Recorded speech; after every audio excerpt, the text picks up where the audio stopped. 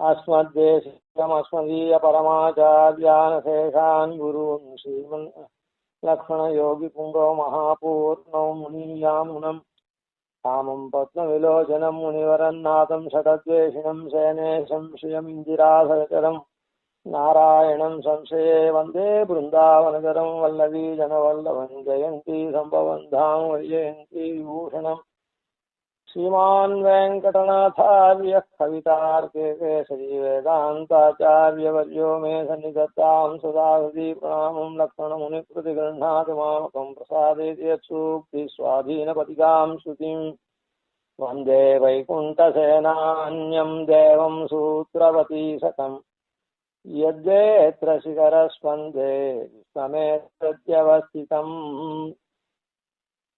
இதிலே இந்த மூன்றாவது ஆச்சாரியன் பெருமாள் விராட்டி அதுக்கப்புறம் விஷக்சேனர் இவா மூன்று பேரும் வைகுண்ட லோகத்தில் இருக்கிறவா.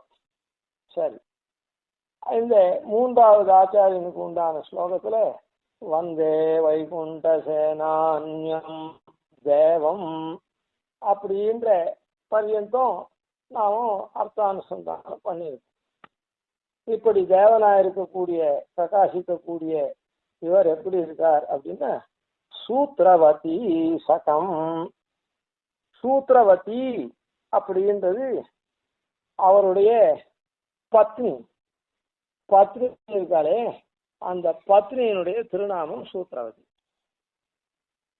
அப்போ சூத்ரவதி நாதன் அதெல்லாம் சொல்லல, சகம்னு சகான்னு சொல்லியிருக்கு. சூத்ரவதி சகம் அப்படின்றதுனால பிரியமானவர் அப்படின்னு அர்த்தம். பிரியமானவர்னு அர்த்தம். அதாவது இந்த சகா சப்தம் இருக்குதே, அந்த சகா அப்படின்னா தோழர்கள் அப்படின்ற ரீதியில, அப்படின்னா ஒத்த கருத்தை உடையவர்கள்னு அர்த்தம். அந்த ஒத்த கருத்தை உடையவாள் தான் தோழர்களுக்கு லட்சணம். அதனால எப்படியுமே பத்னிகள் அங்க எம்பெருமான் மாத்திரம்தான் ஒத்த கருத்து இருக்கா அப்படின்னு இல்லை, எல்லாருமே அப்படி இருக்கணும். பரதத்துவமா இருக்கா, அவளுக்கு என்னப்பா, அவ ரொம்ப பணக்காரா, அதனால அவ எப்பவுமே சந்தோஷமா இருக்கா, ஒருத்தருக்கு ஒருத்தர் சிரிச்சுட்டே இருக்கா, ஒருத்தருக்கு ஒருத்தர் தாபமான வார்த்தையே இல்லை. நம்மாத்த போல காரியங்கள்லாம் நாமே பண்ணிட்டு துட்டுக்கும் அலைஞ்சிட்டு இப்படிலாம் இருந்தாதான் ஒருத்தருக்கு ஒருத்தர் மனசுக்கு சமம்லாம் வருது. நம்மக்கிட்ட பணம் இல்லாத போது பணத்தை கட்டாலாம் எரிஞ்சு விடுறோம். வேலை பண்ண முடியாத போது கட்டாயம் அந்த வேலையை பண்ண வேண்டி வந்ததுன்னா எரிஞ்சு விடுறோம். அப்படி அவளுக்கு என்னப்பா, எல்லாத்துக்கும் எல்லாம் இருக்குது, எல்லாம் அதனால எப்பவுமே இதுவாக இருக்கு. அப்படி இல்லை, பரதத்துவமா இருக்கிற இந்த ரெண்டு பேர் தான் இப்படி அணைஞ்சிருக்கான்னு இல்லை, ஜீவ தத்துவத்துல இருக்கவாலும் இப்படிதான் இருக்கணும்ன்றத காண்பிக்கிறது இந்த சூத்ரவதி சகம் அப்படின்ற பதம். ஏன்னா அப்படி இங்க இருக்க முடியுமா சுவாமி, அது காமிக்கிறது அப்படின்னு சொன்னா நாமெல்லாம் பலபடி ஏறி வந்துட்டோம். இப்போ பிரபன்னாள் ஆரம், அவர் அந்த பிரபத்தி சாஸ்திரத்தை உபதேசம் பண்றவர் இருக்கட்டும். அந்த பிரபத்தி சாஸ்திரத்தை தான் நாம தெரிஞ்சுட்டு பெருமாளை பற்ற போறோம், சரணாகத்தனை ஆக போறோம்.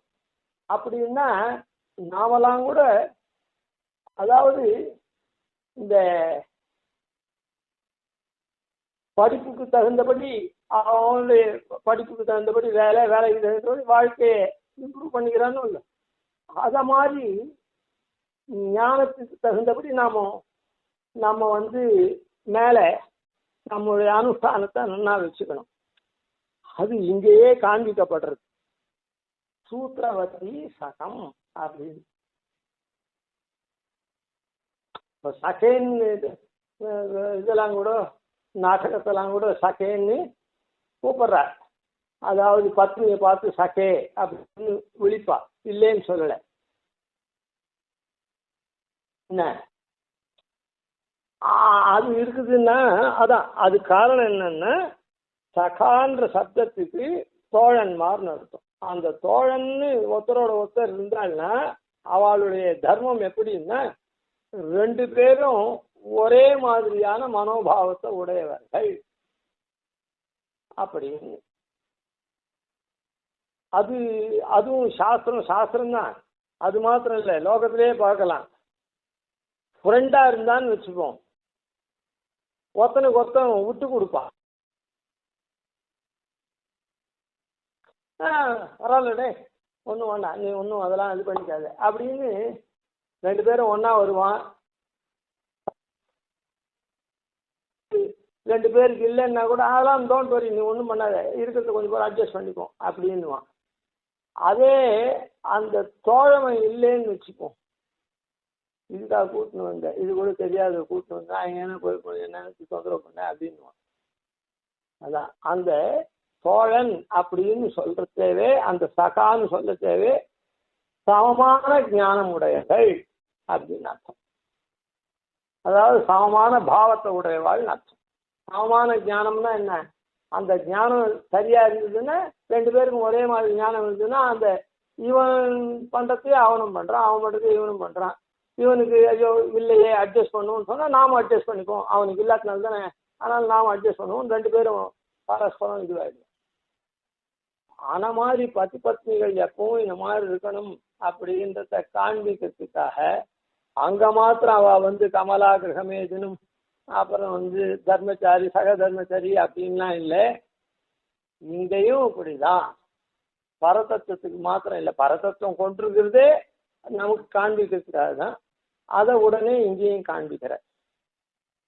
சூத்ரவதி சகம், சூத்ரவதியோட கூட இருக்கக்கூடியவர். ஏன் அப்படி சூத்ரவதியோடு இருக்கக்கூடியவர்னு இங்க இதுக்காக மாத்திரம் சொன்னார் அப்படின்னு இல்லை. சூத்ரவதி சகம் வந்தே அப்படின்னு இதுக்கு மாத்திரம் இல்லை.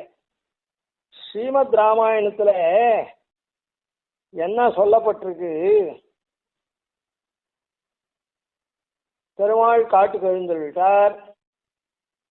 அந்த காட்டிலேருந்து பரதன் நாட்டுக்கு வந்த உடனே, அதான் அயோத்திக்கு வந்த உடனே இதெல்லாம் கேள்விப்பட்டு பெருமாளை எழுந்துருளை பண்றதுக்காக சேனைகளோட புறப்பட்டான், பரிவாரங்களோட புறப்பட்டான். அப்போ சேனைகள்லாம் அவன் நியமிக்கச்சே இந்த மாதிரி சித்திரக்கூட்டத்திலேருந்து ராமனை திருப்பி ஏழை பண்ணிட்டு வரணும், அதனால சேனைகள்லாம் வரணும் அப்படின்னு அவன் உத்தரவு போடச்சு. அந்த யோதாங்கனா அந்த சேனையில இருக்கக்கூடியவாள்லாம் இருக்காளே, அவளுடைய பத்னிகள்லாம் அவளுடைய பர்த்தாக்களை நியமிக்கிறார். போயிட்டு வாங்க ராமனை ஏழை பண்றதுக்கு அப்படின்னு சந்தோஷமா வழி அனுப்பிச்சு வைக்கிறார். ததோ யோதாங்கனா சர்வாஹ பத்ருன் சர்வான் கிருஹே கிருஹே யாத்ராகமனமாக்ஞாய ஸ்வரயந்தி ஸ்ம ஹர்ஷிதாக. அவள யாத்ராகமனம், யாத்திரைக்கு செல்றதுக்காக ஸ்வரயந்தி ஸ்ம ஹர்ஷிதாக, ரொம்ப சந்தோஷத்தோட ஒவ்வொருத்தர் வீட்லையும் கிருஹே கிருஹே அவரவர்களுடைய வீட்டுல பர்த்துன்னு அவளுடைய பர்த்தாக்களை ஹர்ஷிதாக சந்தோஷத்தோட ஸ்வரயந்தி ஸ்மா யாத்ராகமனம், நீங்க போய் ராமனை அழைச்சிட்டு வரக்கூடிய யாத்திரையில நீங்க புறப்படுங்க, சீக்கிரம் புறப்படுங்கன்னு யோதாங்கனா சர்வாஹா பத்ருன் சர்வான் கிருஹே கிருஹே ஸ்வரயந்தி ஸ்மா அப்படின்னு இருக்கு. அதனால இந்த இடத்துல பிராட்டி நியமிச்சிருக்கா அவங்கள இந்த மாதிரி ஒரு நல்ல காரியம் பண்றது, அங்க ராமனை கூட்டின்னு வரத்துக்காக தானே. அதனால உடனே அவள்லாம் அந்த பத்னிமார்கள்லாம் சேனையில் இருக்கக்கூடிய இவளுடைய பத்னிமார்கள்லாம் அந்தந்த இவாளே பர்த்தாவை அவளுடைய பர்த்தாவை சீக்கிரம் போங்க அப்படின்னு சந்தோஷமா சொன்னா போல, இங்கேயும் நீங்க போய் நம்மாழ்வாருக்கு இது பண்ண போறீங்க, உபதேசம் பண்றதுக்கு உங்களை நியமிச்சிருக்கா, போய் பண்ணுங்க ஜனங்கள் எல்லாரும் பிரபத்தி மார்க்கத்துல உஜ்ஜீவனம் ஆவா. அதனால இந்த நல்ல காரியத்துக்கு நீங்க சீக்கிரம் புறப்படுங்க அப்படின்னு பத்னி கூட இருந்து சந்தோஷமா வழி அனுப்பிச்சு வைப்பா, அவளை துரிதப்படுத்துவா. அதனால இந்த இடத்துல இந்த காரியம் சீக்கிரமா நன்னா நடக்கணும்ன்றதுக்காக துரிதப்படுத்துறதுக்காக அந்த விஸ்வக்சேன மாத்திரம் இல்லை, சூத்திரவதியோட கூட இருக்கக்கூடிய அதான் ஒரே மனப்பான்மை. இப்போ தமிழ் இலக்கியங்கள் அதே மாதிரிதான் எல்லாத்துலயும் இருக்கும், அதுல ஒன்றும் சந்தேகம் இல்லை. அதாவது ஒரு போருக்கெல்லாம் போகணும் அப்படின்னு சொன்னா அந்த வீட்டுல இருக்கிற அந்த சோல்ஜருடைய பத்னி இருக்காளே, அவளை ரொம்ப வீரமா வழி அனுப்பிச்சு வைப்பா அப்படின்லாம் இதெல்லாம் சொல்றது, காவியங்கள்லாம் சொல்றது. எதனால? நாட்டை காக்கிறதுக்காக இவ போகணும் அப்படின்னு, அந்த நாட்டை காக்கிற பெருமை இவாளுக்கு வரணும், காக்கிற பெருமை அப்படின்றதுக்காக தன்னுடைய கணவன்மாரெல்லாம் அந்த பத்னிகள் அனுப்பிச்சு வைக்கிறா, மனைவிமார்கள் அப்படின்னு நிறைய இதுல இருக்கு. அத போல இந்த இடத்துல இந்த சேனாபதியா இருக்கக்கூடிய சேன முதலியாரே அவருடைய பத்னி விசேஷமா ஆமோதனம் பண்ணி அனுப்பிச்சு வைக்கிறா அப்படின்றத சூச்சிப்பிக்கிறதுக்காகவும் இந்த இடத்துல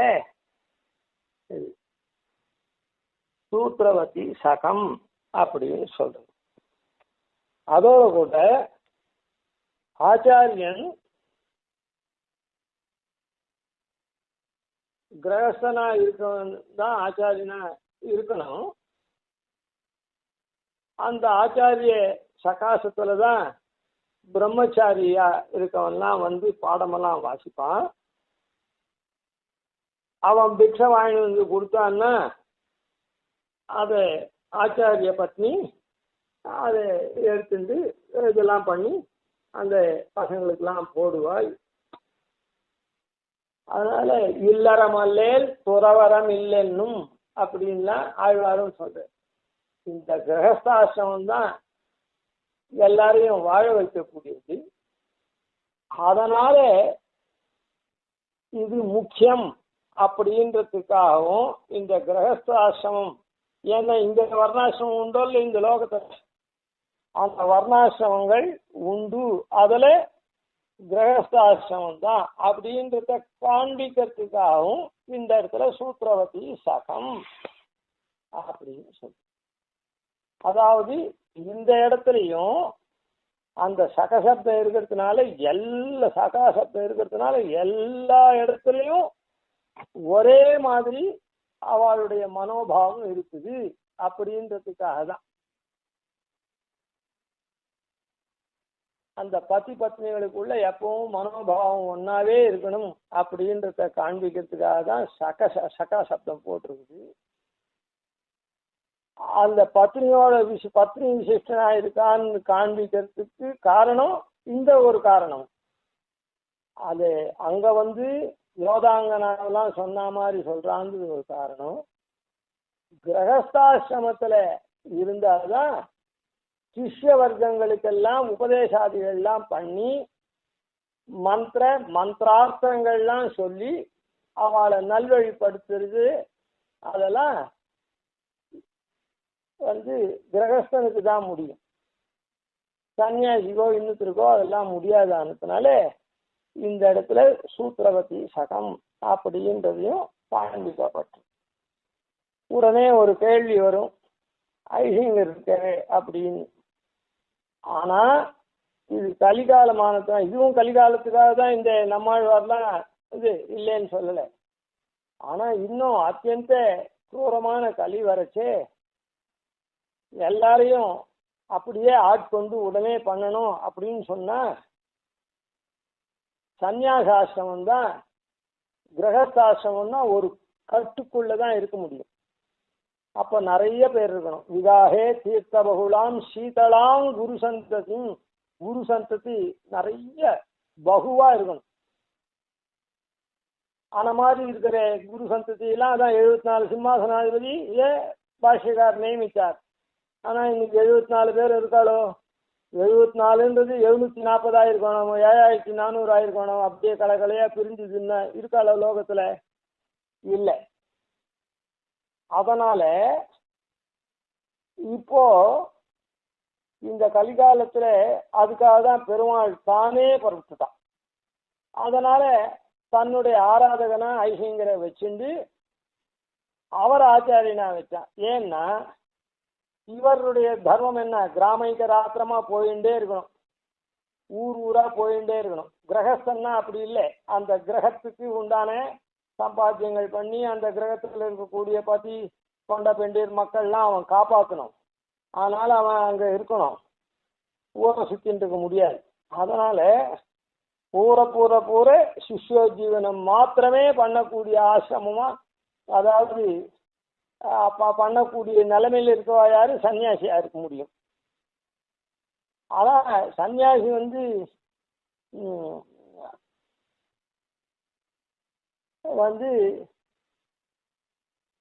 ஊர் ஊரா போயிட்டு இருந்துச்சு. அது மேல மேல கதை போயிட்டே இருக்கும். என்ன கிரகஸ்தாசிரமத்தில் இருக்கான்னா ஆச்சாரியன் ஒரு இடத்துல இருப்பான். சிஷ்யனை சம்வத்சரம் ததர்த்தம் வா மாசத்திரயம் ஆதாத்வான்னு 3 மாசமாவது பரீட்சை பண்ணலாம். ஒரு வருஷம் 6 மாசம் 3 மாசம் பரீட்சை பண்ணி தான் அப்புறம் அவனை சிஷ்யனை சேர்த்து மந்திரோபதேசங்கள்லாம் பண்ணணும். மந்திரார்த்தங்கள்லாம் சொல்லி அவனை முன்னுக்கு கொண்டு வரணும். ஆனா சன்னியாசிகள் கிராமிக ராத்திரம் போறதுனால சிஷ்யால கை கொள்ளவே முடியாது. காரணம் என்னன்னா சிஷ்யனை பரீட்சை பண்ண முடியாது. ஏன்னா இந்த ஊர்ல சிஷ்யன் கூடவே சுத்த முடியுமா?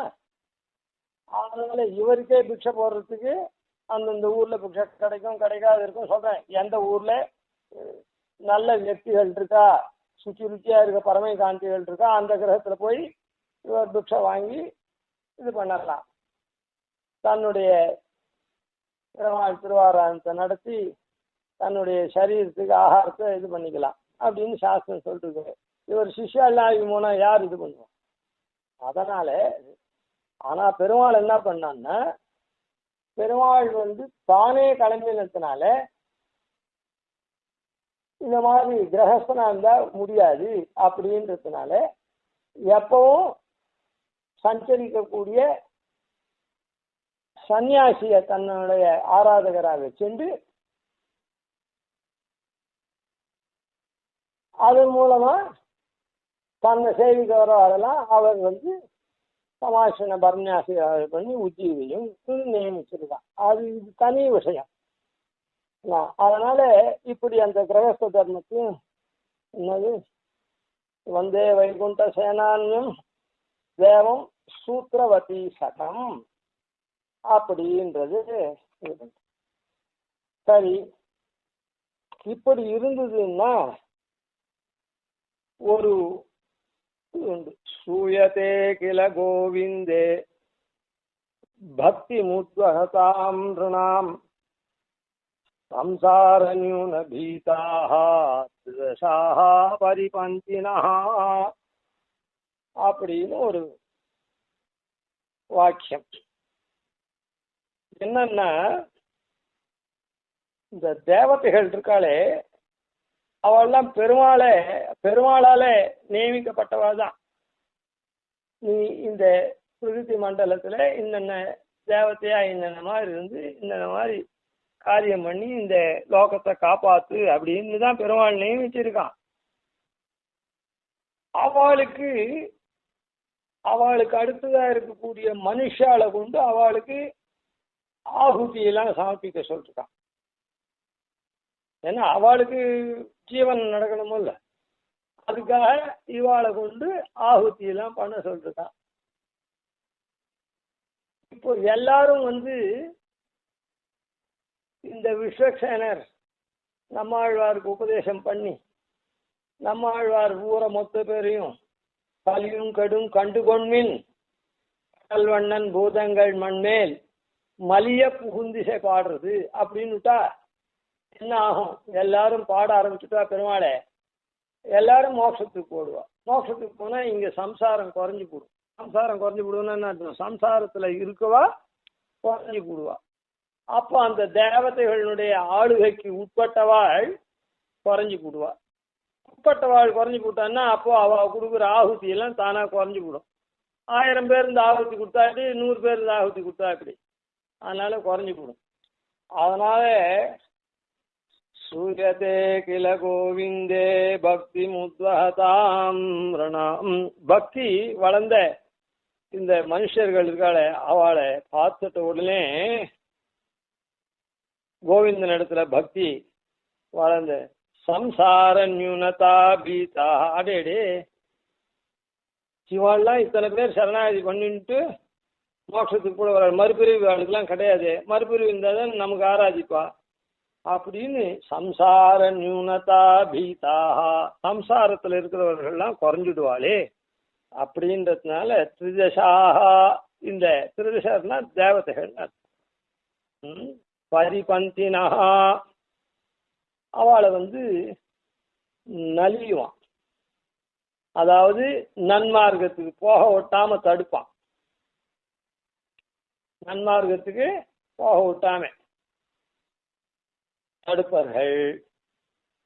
அந்த மாதிரி ஆகக்கூடாது அப்படின்றதுக்காகவும் இந்த இடத்துல சேனாபதி ஆழ்வாரு பெருமாளும் பிராட்டியும் மந்திராலோசனை பண்ணி அவரை வச்சிருக்கார். அதுதான் அந்த மாதிரி ஒரு ஆபத்து வராத இருக்கும் அப்படின்றதுதான் அந்த 3ஆம் பாதம் காண்பிக்கிறது. எத் வேத்ர சிகர ஸ்பந்தே உத்தரார்த்தமே காண்பிக்கிறது. விஸ்வமே தத்யவஸ்திதம், எவருடைய வேத்திரசாரன்ற தண்டம் இருக்குது, அந்த வேத்திரசாரன்ற பிரம்புனுடைய சிகர ஸ்பந்தே, அந்த நுனி அசைவு, பிரம்புனால போட்டு அடிக்க வேண்டாம். அதாவது அந்த காலத்துல வாத்தியார் கரம்பை எடுத்துட்டாருன்னா கொஞ்சம் பசங்க அப்படி இப்படி கவனம் இல்லாத இதுவா இருக்கான்னா உடனே டேபிள்ல வச்சிருக்க பரம்பை கையில எடுத்துட்டு பாடம் சொல்ல ஆரம்பிச்சாருன்னா அது அடங்கிடும். ஐயோ நாம இனிமேட்டு எதனா பண்ணோம்னா அடி விழுந்துரும்னுட்டு. அவர் ஒன்றும் இல்லை, சாக் பீஸை எழுதுற போர்டில் எழுதுகிற சாக் பீஸை வச்சுட்டு டேபிளில் வச்சுட்டு டேபிளில் இருக்கிற பரம்பை கையில் எடுத்துட்டாருன்னா எல்லாம் கப்திப்புன்னு அடங்கி இதுவாகும். அது போல எத்வேத்ர சிகர ஸ்பந்தே, அந்த வேத்திரசாரம் இருக்க தண்டம், அந்த பிரம்பனுடைய நுனி அசைவினால ஏதத் விஸ்வம், இந்த விஸ்வம் இருக்குதே இது மொத்தம், விஸ்வம்ன்றது இது மாத்திரம் இல்லை, வைகுண்ட லோகம் கூட. ஆனா அந்த வைகுண்ட லோகத்துல தவறே வரப்போறது இல்லை. அதனால ஏகதேசமா சொன்னா சொல்லலாமே தவிர எல்லாம் தான் விஸ்வாய நமஹா அப்படின்ற இடத்துல எல்லாத்தையும் தான் அவன் இதுவா கொண்டிருக்கவன். விஷ்ணவே நமஹா அப்படின்னு சொல்லிட்டு எல்லா இடத்துலையும் தான் அவன் பரவி இருக்கான். சரி, விஸ்வமே தத்து. ஆனா இந்த பிரபத்தி சாஸ்திரம் எங்க நடையாட போறது? இங்க தானே. அதனால இத்த மாத்திரம் சொல்லலாம். இப்போ என்ன அவர் இங்க இதுவான அவருக்கு அந்த சாமர்த்தியம் உடையவர் இங்க வராருனாலே வாய் மூண்டு தான் இருக்க போறான், இங்க இருக்கணும். அதனால விஸ்வம்ன்றது எல்லாம் தான். விஸ்வம் ஏதத்து, ஏதத்துன்னு சொல்றதுனால இந்த விஸ்வம் அப்படின்னு நாம இருக்கிற விஷயத்த சொல்லலாம். விஸ்வமேதத்து வியவஸ்திதம். வியவஸ்திதம்னா அந்தந்த இதுக்கு உண்டானபடி வியவஸ்தையா நிற்றல்னு அர்த்தம்.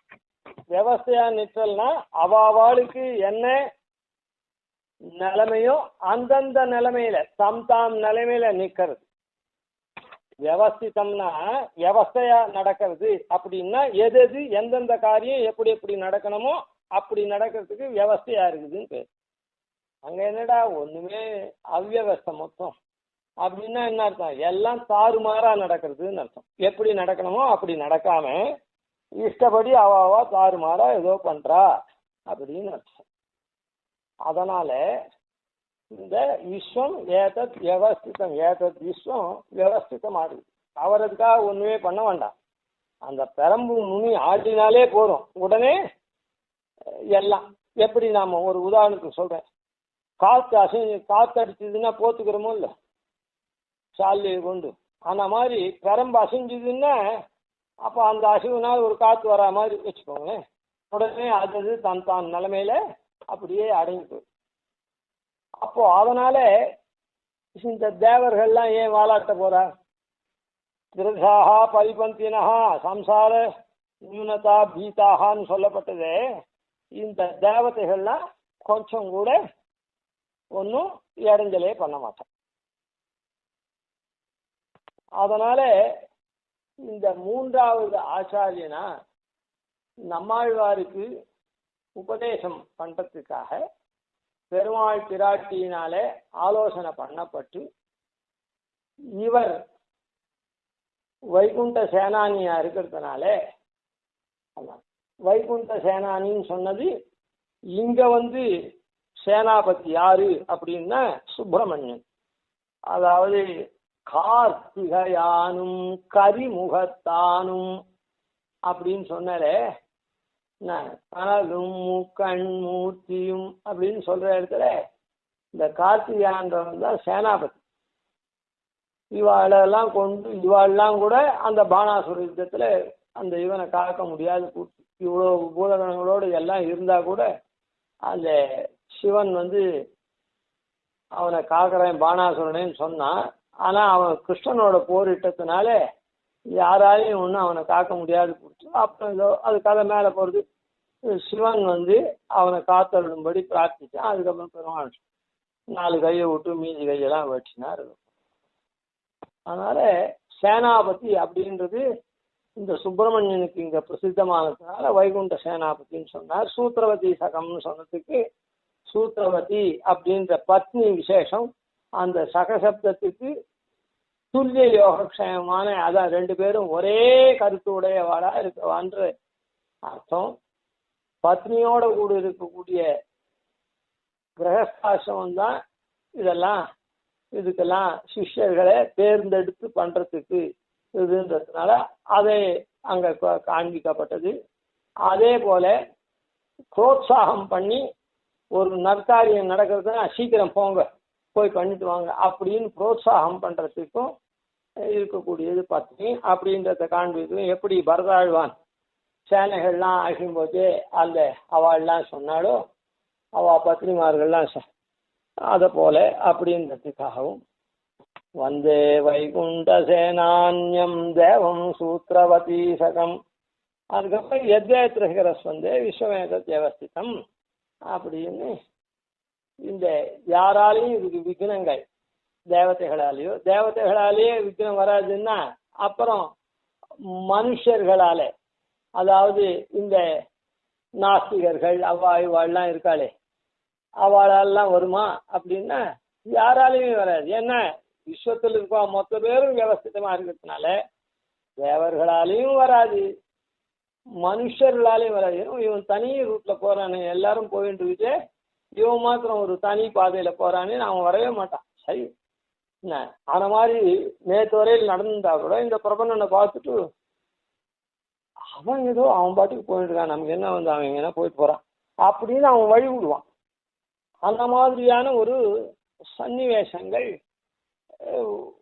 கைகூடி வரும். நாமும் பயப்படாத இருக்கிறதுக்காக தான் இதையும் சாய்க்கிற. தேவதைகள்னாலும் பயம் வராது.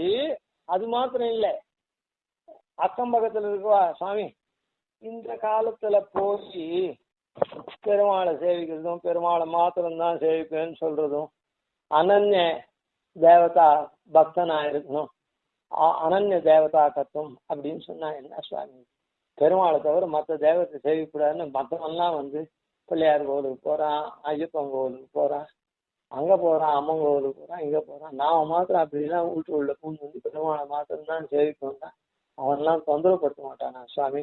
இவன் இதை பண்றதுக்கு இஷ்டம் இல்லாததுக்கு இப்படி ஒரு பதில் சொல்லுவான். நிச்சயமா அவன்லாம் தொந்தரவு பண்ண மாட்டான். காரணம் என்னன்னா இதை உபதேசம் பண்ண வந்தவர் யாரு? எத்தேத்திர சிகரஸ்பந்தே விஸ்வமேத வியவஸ்திதம். அதனால விஸ்வத்துல உள்ளவர்கள் மொத்த பேருமே விவஸ்தையா இருப்பா. அப்படின்னா நம்ம பார்த்து இந்த நாம பிரபன்ன தர்மத்தை அனுஷ்டிச்சோம்னா யாரும் நமக்கு தொந்தரவே பண்ண மாட்டா. நம்முடைய பாப்பம்தான் நம்ம தொந்தரவு பண்ணும். ஐயோ இப்படி பண்ணா யாருன்னா எதனா பண்ண போறாளே, அதுவாங்க இதுவாங்க. அந்த பாப்பத்தை ஓவர் கம் பண்றதுக்கு தான் பெருமாளெல்லாம் நாம நினைக்கணும். அது பாப்பம் போகும், அதை பண்ண மாட்டோம். என்ன எப்போ என்னது கலவு சங்கீர்த்திய கேசவம். அதனால கேசவம்னு சொல்லிட்டு ஏற்கனவே கூட சொல்லியிருப்பனா இருக்கும். கைதி பிரம்மணோ நாம ஈசோகம் சர்வதேசினாம் ஆவாந்தவாங்க சம்பூதௌ தஸ்மாத் கேசவ நாமவான் அப்படின்னு சிவனாருடைய வாக்கியம் இது.